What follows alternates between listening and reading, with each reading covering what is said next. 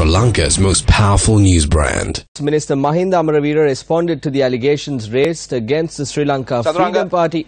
Chaturanga, I'm going to disturb you for a minute there because there is something very important that we should highlight. Good evening to all our viewers. Now, this debate that you just saw is something that happened when time was allocated to discuss the expenditure head of the Ministry of Education. Now, we saw earlier joint opposition members going before the Elections Commission to talk about this. We saw members of the UNP backbench talking about this. We saw the JVP coming out and saying that they are going to bring in another no confidence motion against this particular minister. So the main issue now has become the no confidence motion. Meanwhile, elsewhere all around the country, the cost of living is skyrocketing. And this is being attributed to fraud and corruption, both within this government and in the previous government. And if we are going to talk about this government, there is no bigger fraud or corruption, in our opinion, than the bond scam, which took place in 2015. People are waiting to see who the culprits are. People are waiting for the outcome of the presidential commission that was appointed to investigate this. And this committee report is being presented to President Maithripala Sirisena on the 8th of December.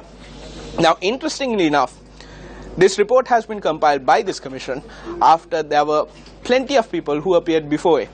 This includes Prime Minister Ranil Wickremesinghe, as well as the chairman of his party and the secretary of his party. They all appeared before this commission. Now, there are certain coincidences that we need to highlight right before the Prime Minister appeared before this commission. The weekend before he appeared in this commission, there were rumors about a fuel shortage. People are queuing up for a couple of days because there was a rumor spread about a fuel shortage through an SMS. The CID has been asked to launch an investigation into this, and we are expecting to see what the results of this investigation are. We also need to remind that the weekend before Prime Minister Ranil Wickremesinghe appeared before this commission, there were the clashes that occurred in Gintuta. And incidentally, the third accused in this case is a member of the UNP, a UNP politician who served as an opposition leader in a Pradeshia Sabha. So there are questions that arise. The people might be thinking, is this a diversion? Is this a distraction to distract away from this Bond Commission? Are certain people afraid of what could be revealed through the Bond Commission report because it could have an impact on the upcoming election? So with this background, we question the timing of this no confidence motion. Not the right of the parliamentarians to file a no confidence motion. They have all the right to do so. But aren't there bigger thieves that no confidence motions could be bought against? Just because he gave evidence at the commission, we will not believe there is democracy. While there is an allegation against him being heard in court, can Mr. Clean continue to hold the post of Prime Minister? We ask the Prime Minister, if he can, to hand over the role of Prime Minister to someone else until the hearing of the matter is concluded. This will confirm there is democracy. The joint opposition's silence is quite appalling. Usually, as the opposition, they would take this matter to their own hands, but that doesn't seem to be happening.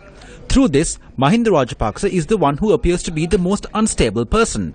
If Ranil Wickremesinghe loses his post, imprisoned, the charges against him are proven, it is Mahinda Rajapaksa and his family who are in deep trouble. So you saw the views that were expressed from the left front. Now, let's talk about this a bit more.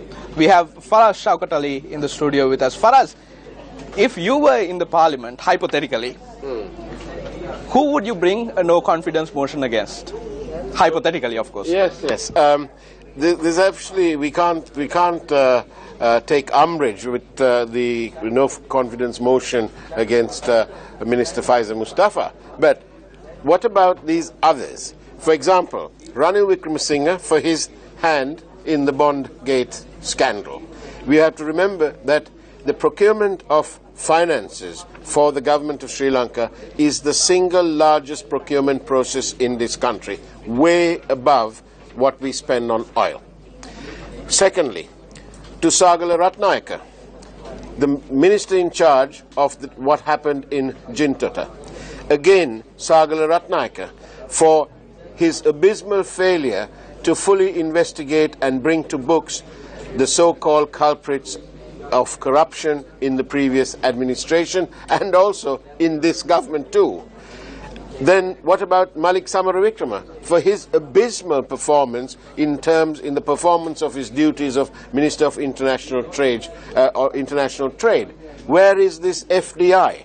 Where are these gilded opportunities being taken care of? So all these people deserve, in my opinion, a vote of no confidence against them too. Now all these are hypothetical thoughts for us, right? Well, yes, but that is what it is. That's what it should be.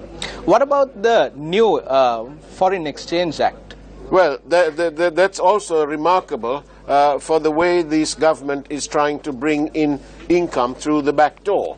Now, according to Chandra Jayaratne, who commented on this, the new Foreign Exchange Act proposes, well, it doesn't propose, it is now law. So every foreign transmission, transmitting the money being transmitted into Sri Lanka, will attract a tax of 1%. Now, if we look at the migrant workers, so you have the numbers pertaining to these transactions. Absolutely. So if we get the calculator up there, and it's 7,400 million.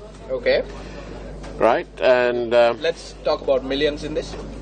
7,400 million. All right. That's the amount in dollars. And if you multiply that by 150...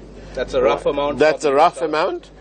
That's the amount, the total amount that is remitted into Sri Lanka by the migrant workers. Okay. Not by everybody, but just by the migrant workers. And if we take 1% of that, it will be, there you go, 11,100 million rupees extra revenue. Now, Ramesh, we need to remember this, that these are migrant workers who work their souls and their hearts out overseas, and they're remitting their hard-earned money back home to Sri Lanka to cope for their loved ones, to cope with the ever-escalating cost of living.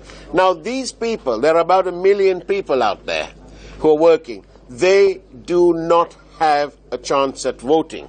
But, and there's a big but, what about their family members who are adults and who are on the voters list and who will be voting? They will surely take note of what this means. It's a direct hit of 1% on the money that comes into them. I'm going to take you back a bit. I want to talk about the UNP backbenchers and the clip that we just saw early on in the news bulletin. Yes. The UNP backbenchers said that they wanted to wear black armbands to Parliament, but they were stopped by the UNP leadership. Yes. So, what do you think is happening? Is this one person scratching the other person's back? I think what we're seeing, Ramesh, is a realization by the members of the United National Party who are growing greatly disappointed by the performance of this once great party. And they are questioning as to what has happened to their party.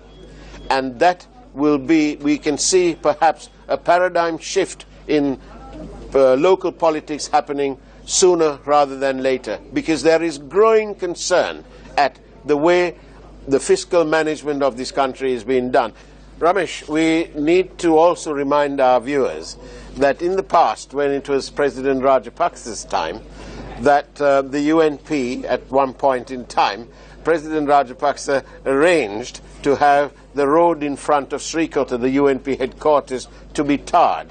So one has to pose the question as to who is going to benefit from this sort of constant delaying of the elections. Is it that the Rajapaksas are going to benefit along with Mr. Wickremesinghe and his crowd? Is that why they're frightened to have these elections? Is that why? That is what I referred to earlier, Ramesh, when I said about a paradigm shift in local politics, which is apparently on the cusp. It's about to happen. Well, Faraz, thank you for those expert opinions. Well, we are going to throw it back to the main studio for the rest of the news bulletin.